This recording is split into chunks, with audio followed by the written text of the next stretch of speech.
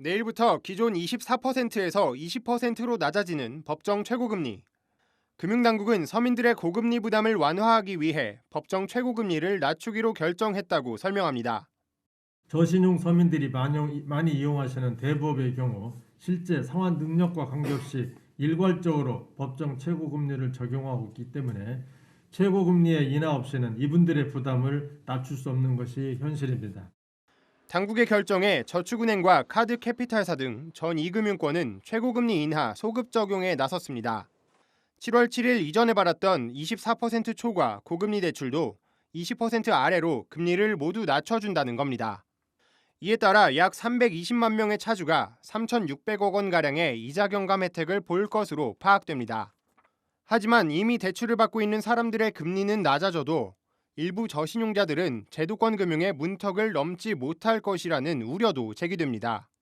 업계에서는 기존 대출 심사를 통과했던 금융 소비자들도 법정 금리가 인하되면 신규 대출은 어려울 수 있다고 설명합니다. 신규 대출 안 되죠. 이 사람이 어느 정도 상환 능력이 되는지를 보는 거거든요. 20%가 넘어가는 사람들은 대출을 이제 안 해줘요. 이금융권에서 대출을 못 받는 금융 소비자들은 결국 대부업으로 눈길을 돌릴 수밖에 없는데 최고금리 인하로 대부업계도 사실상 신규 대출을 내지 못하고 있습니다. 결국 제도권 금융의 문턱을 넘지 못한 저신용자들은 불법 사금융으로 유입될 수밖에 없다는 지적입니다. 금융당국은 이들의 규모를 4만 명가량으로 추산하지만 시장에서는 최대 57만 명에 달할 수 있다는 우려도 나오는 상황. 서민들의 고금리 대출 부담을 완화해주겠다던 정책 의도와는 달리 서민들은 대출 절벽에 내몰릴 위기에 처했습니다. 한국경제TV 정호진입니다. 법정 최고금리 인하의 명암을 짚어보겠습니다. 정치경제부 장슬기 기자 나와 있습니다. 장 기자, 이게 오늘 다루는 사안이 보니까 뭐 소수의 이야기가 아닌가 이렇게 좀 생각을 했는데 좀 따져봤더니 굉장히 좀 인원이 많은 것 같습니다. 2018년 당시에 이제 27.9%에서 24%로 한번 이제 법정 금리가 인하됐을 때 네. 그때 수혜를 본 사람이 한 300만 명 정도 되더라고요. 그리고 이번에도 한 200만 명 넘는 그 차주들이 이번에 좀 혜택을 본다 이렇게 얘기가 나오다 보니까 네. 굉장히 많은 차주들이 영향이 있는 그런 내용인 것 같습니다. 이 법정 최고금리가 낮아지게 되면 이게 오히려 이제 신규 대출을 어렵게 할 수 있다라고 앞서 리포트에서 지적을 하고 있는데 왜 그런 겁니까? 네, 먼저 법정 최고금리가 인하된다고 하면 가장 먼저 이제 기존 24% 이내의 금리를 적용받았던 사람들이 20%로 낮아진다. 이렇게 좀 생각을 하실 수가 있는데요. 네. 예, 아무래도 대출 이자 부담이 줄어들 것이다. 이런 추측들이 많이 나오고 있습니다. 당연히 금리 부담이 줄어드는 대출자들이 있습니다. 하지만 문제는 앞으로 신규 대출을 받는 저신용자들입니다. 금융사 입장에서는 기존 대출자들의 신용도는 그대로인데 정부의 방침에 따라서 어쩔 수 없이 이자만 깎아주게 되는 현상이 나타나게 됩니다. 사실 금융사 입장에서는 리스크가 더 높아지는 셈이죠. 예, 이렇다 보니 신규 대출을 받을 때 기존과 같이 신용도가 낮은 사람들을 그대로 떠안을 수 없는 문제가 발생하게 됩니다. 금융사들 입장에서도 신용도가 좀 더 좋은 웬만하면 좀 우량한 등급에 있는 대출을 좀 많이 받아서 기존 저신용자들에 대한 금리 인하를 보전할 수 있는 보전해야 하는 그런 네. 상황이 된 겁니다. 예, 그래서 앞으로 이제 대출을 못 받게 되는 저신용자들이 불법 사금융으로 내몰 수 있다라는 건데 사실 이런 지적은 뭐 그동안 계속 있어 왔습니다. 정부도 뭔가 좀 대안을 내놓지 않았습니까? 네, 금융당국도 이번 최고금리 인하 시행을 앞두고 사실 꽤 오랜 시간 동안 준비를 해왔습니다. 예. 사실 한 번에 법정 최고금리를 4%포인트나 인하하는 것은 상당한 그 큰 변화이기 때문인데요. 가장 먼저 금융당국은 저신용자들이 갈아탈 수 있는 정책 금융상품을 내놨습니다. 안정만 대출 2라는 정책 대출 상품이 있고요. 예. 기존에 이 대표적인 서민금융 상품으로 꼽혔던 햇살론도 있습니다. 이번에 좀 금리를 좀 낮춰서 개편하게 됐는데요. 먼저 이 표를 보시면요. 안전만 대출의 경우에는 최고금리 인하 시행 전에 연 20% 초과 대출을 받았던 1년 이상 이용했던 혹은 만기가 6개월 이내로 임박한 사람 그리고 기존 대출을 정상적으로 상환 중인 저소득자들 2천만 원 한도로 갈아탈 수 있는 상품입니다. 또 하나는 많이 들어보셨던 햇살론인데요. 이번에 금리를 연 17.9%에서 15.9%로 기준으로 2%포인트 인하해서 출시합니다. 이 밖에도 새희망 힐링론이라는 게 있는데요. 해당 정책금융상품은 불법 사금융 피해로 생계 유지가 어려운 취약계층에게 약 500만 원 이내의 생활 안정자금을 지원합니다. 저희 CG에 나오는 햇살론 17은 이제 햇살론 15로 바뀌는 겁니까? 네, 맞습니다. 그렇군요. 네. 그러니까 이제 제도권 대출에서 밀려난 사람들은 불법 사금융으로 빠지지 않게 정부가 이제 적절하게 정책금융을 지원하겠다라는 취지인 것 같은데 실제 이게 뭐 실효성이 있을까요? 어떻게 평가됩니까? 네, 물론 일부 고금리 대출자들을 안전하게 이 정책 금융상품으로 갈아타게 하겠다는 건데요. 당연히 기존 저신용 대출자들에게는 일부 실효성이 있을 것으로 전문가들은 보고 있습니다.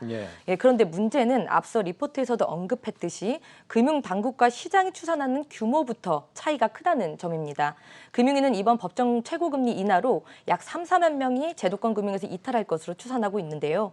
시장에서 보고 있는 이탈 규모는 약 50만 명으로 훨씬 많습니다. 정부랑 시장이 보는 게 좀 다르네요. 네, 그렇습니다. 네. 이렇다 보니 정부가 내놓은 이번 정책금융상품의 한도 자체도 별로 높지 않다는 게 특징입니다. 또 다른 정책금융 방안 중에 한 가지를 제가 좀 예를 들어보면요. 경기도에서는 현재 자체적으로 불법 사금융 피해자에 대한 대출 제도를 운영 중인데 한도가 50만 원. 그리고 많아야 300만 원 한도입니다. 반면 지난해 기준 대부업에서 대출받은 사람들의 1인당 평균 대출 잔액은 1,047만 원입니다. 이렇게 단순히 수치만 좀 비교를 해봐도 정책금융이 이들을 100% 포용하기에는 한계가 있다고 보여집니다. 더 중요한 점은 이 기존 대출자의 대환대출에 비해서 신규 대출자에 대한 대비책은 좀 부족하다는 점인데요. 이와 관련해서는 전문가의 의견을 직접 들어보시겠습니다. 예. 근본적인 대책이라고 보기는 어려운 것 같습니다. 안전망 대출 2라는 부분이 있는데 그거는 이제 20에서 24%를 기존에 받던 사람들을 20%로 갈아타게 만드는 뭐 그런 도와주는 뭐 그런 정책인데 일단 현재 있던 사람들은 이제 도움이 당연히 되는데 신규 대출의 경우에는 뭐 전혀 도움이 되지 않기 때문에 뭐 그런 한계가 있는 것 같고요. 또 우리 햇살론도 기존에 이제 17% 이상 10%대를 받던 거를 햇살론 15%대로 이제 변경한 뭐 그런 정책이 있습니다. 근데 이 부분도 마찬가지로 금리가 낮아졌기 때문에 물론 이제 빌린 사람들한테는 도움이 되겠지만 근본적인 해결책이라고 보기는 어려운 것 같습니다.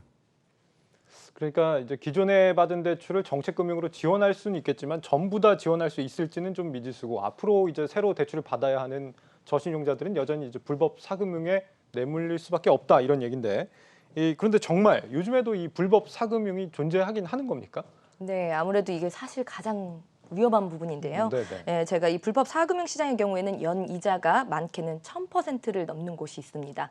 저도 취재하면서 좀 봤는데 암암리에 이루어지는 이런 시장들이 실제로 있고요. 아직도 있군요. 예, 크게는 1300%까지 연 금리가 적용되는 사금융도 있었습니다. 예. 이런 우려 때문에 이제 금융당국은 이달부터 약 4개월간을 불법 사금융 특별 근절 기간으로 지정했습니다. 그리고 단속을 좀 강화한다는 방침인데요. 경찰청이나 지자체 등 유관기관 간의 이 연계를 통해서 단속을 강화하고 그리고 또 국세청과의 공조를 통해서도 세무조사를 엄중하게 실시해서 탈세 이득을 박탈하는 등 이런 처벌 수위도 높이기로 했습니다. 하지만 이 사람들은 이제 저마다의 좀 사정이 있죠. 아무래도 당장 돈이 급한 사람들은 지푸라기라도 잡는 심정으로 이 고금리를 감내하면서까지 불법 사금융을 직접 찾아가는 사례도 분명히 생길 수 있다고 보고 있습니다. 예, 이런 부분에서 대안책이 좀 정교하지 못해서 아쉽다는 목소리들이 좀 있었고요. 금융권 전문가들은 시장 경제는 시장에 맡겨야 한다. 이런 일관적인 주장을 펼치고 있습니다.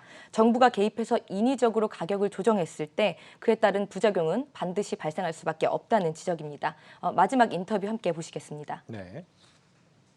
캐피탈사라든지 금융기관들도 피해가 보게 되고 우리 일반 서민들도 피해가 보게 된다. 그래서 제일 좋은 대안은 정부가 인위적인 금리라든지 시장 경제에 개입을 좀 하지 말고 시장 경제에 맡겨두면 적정 금리를 찾아가게 된다. 이렇게 말할 수 있습니다. 참 좀 어려운 문제입니다. 그렇다고 뭐 지금 같은 이제 저금리 시대에 최고금리를 높게 유지하는 게 과연 맞느냐 하면은 또 그렇지 않은 부분도 물론 있기 때문에 차라리 한 1,000만 원 정도 소액 대출에 한해서는 좀 신용도랑 상관없이 정부가 저리로 대출을 지원해 주는 제도는 어떨지 생각해 봤습니다. 네, 정치경제부 장슬기 기자였습니다. 잘 들었습니다.